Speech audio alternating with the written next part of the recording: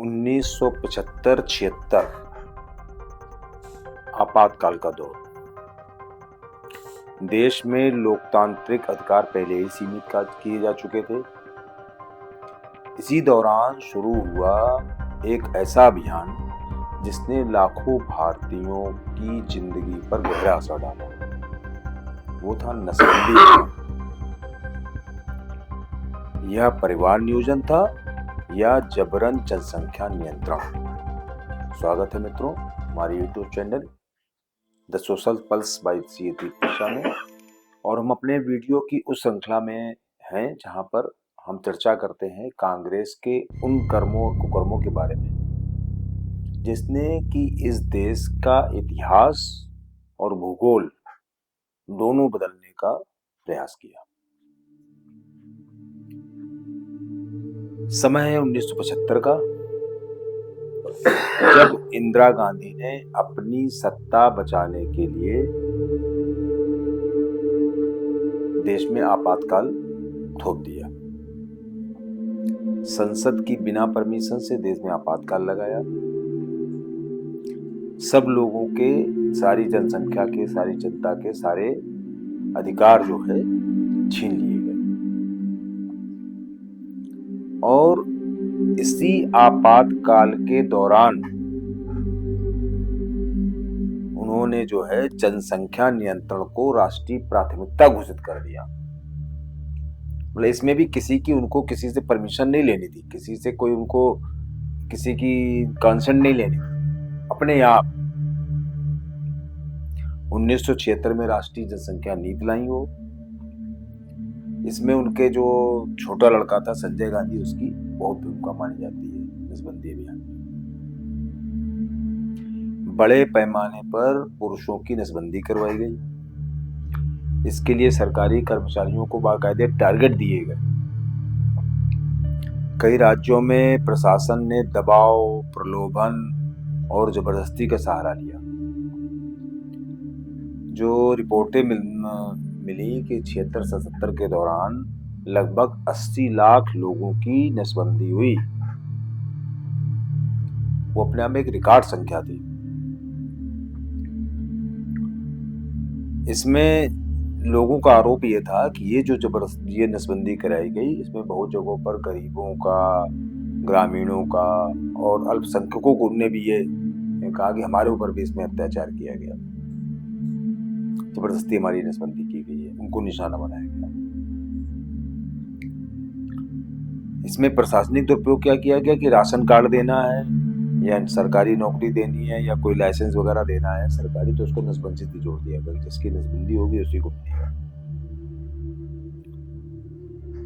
आपातकाल चल ही रहा था तो मानवाधिकार की कोई समस्या थी नहीं, क्योंकि ऑलरेडी आपातकाल जो है मानवाधिकार के हनन का सबसे बड़ा उदाहरण था, और उसी के बीच में उन्होंने ये नसबंदी वाला कांड कर डाला।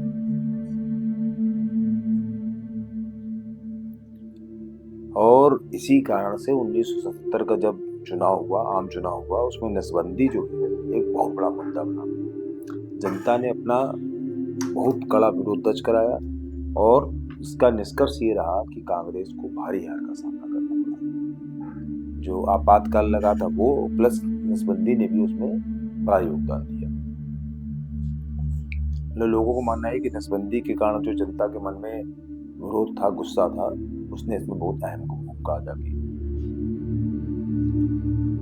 फिर जब सरकार चेंज हुई है तो उसके बाद फिर नसबंदी को भारतीय परिवार नियोजन की एक स्वैच्छिक व्यवस्था बनाई गई। जो आपातकाल के समय में जिसको कंपलसरी कर दिया गया था, एक तरीके से जबरदस्ती की गई थी लोगों के साथ, उसको भी स्वैच्छिक रूप दिया गया।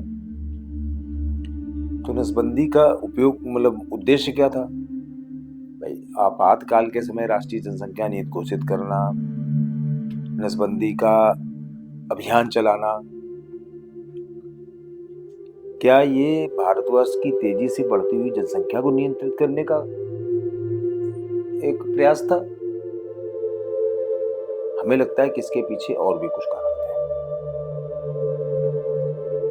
विशेष रूप से चूंकि आपातकाल चल रहा था तो इस बहाने एक और बहाना था, एक और तरीका था ये जनता की आवाज को दबाने का। जबकि लोकतंत्र क्या होता है, कंसेंट के आधार पर चलता है, मतलब लोगों की सहमति चाहिए होती है उसमें।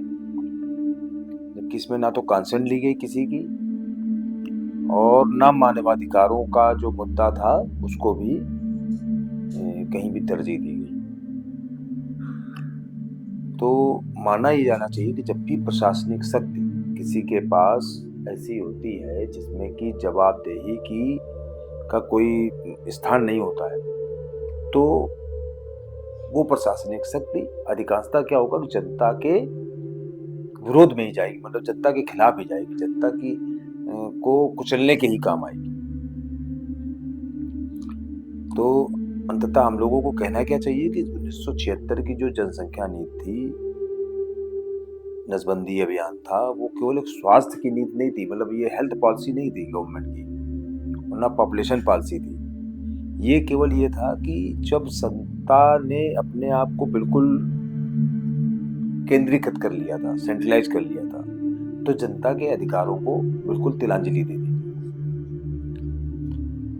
इसीलिए कहा जाता है कि लोकतंत्र में जो जनता के अधिकार हैं, जनता की जो कॉन्सेंट है, उसकी जो सहमति है, उसका सम्मान होता रहना चाहिए। अगर उसका सम्मान नहीं है तो आप ये समझ लीजिए कहीं ना कहीं जो है लोकतंत्र खतरे में है। और वो लोकतंत्र जो खतरे में आज कहने की बात की जाती है, वो लोकतंत्र वास्तव रूप में अगर खतरे में था तो 1975-76 का वो काल था जबकि देश में आपातकाल लगा, और उसी के अंतर्गत नसबंदी अभियान चला।